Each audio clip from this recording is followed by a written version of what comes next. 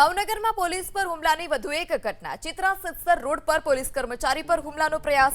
બબાલ બાદ સ્થળ પર પહોંચેલા પીસીઆરના કર્મચારી પર હુમલાનો પ્રયાસ છે।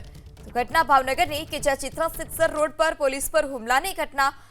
પોલીસ પર હુમલો કરવાનો પ્રયાસ કરવામાં આવ્યો। બબાલ બાદ સ્થળ પર પહોંચેલ પીસીઆરના કર્મચારી પર હુમલાનો પ્રયાસ। વધુ માહિતી સાથે સંવાદદાતા પાર્થ ફોન લાઈનથી જોડાયા છે। જે પાર્થ, કયા કારણોસર બબાલ થઈ હતી અને કોણે પોલીસ પર હુમલો કર્યો, શું વધારે વિગત?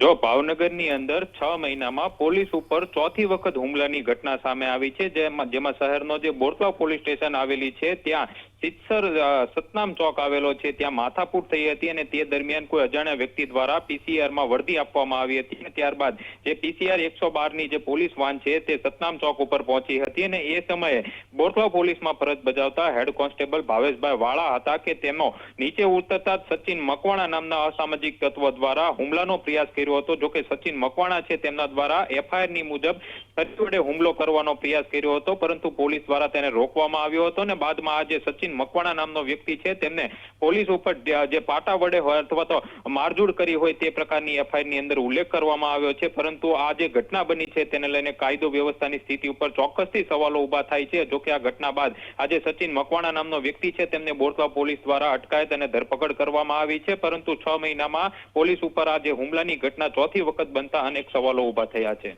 જી પાર્થ, માહિતી બદલ આભાર। ત્યારે પોલીસે આરોપી સચિન મકવાણાની અટકાયત કરી છે। ભાવનગરની આ ઘટના કે જ્યાં પોલીસ પર હુમલો કરવામાં આવ્યો હતો।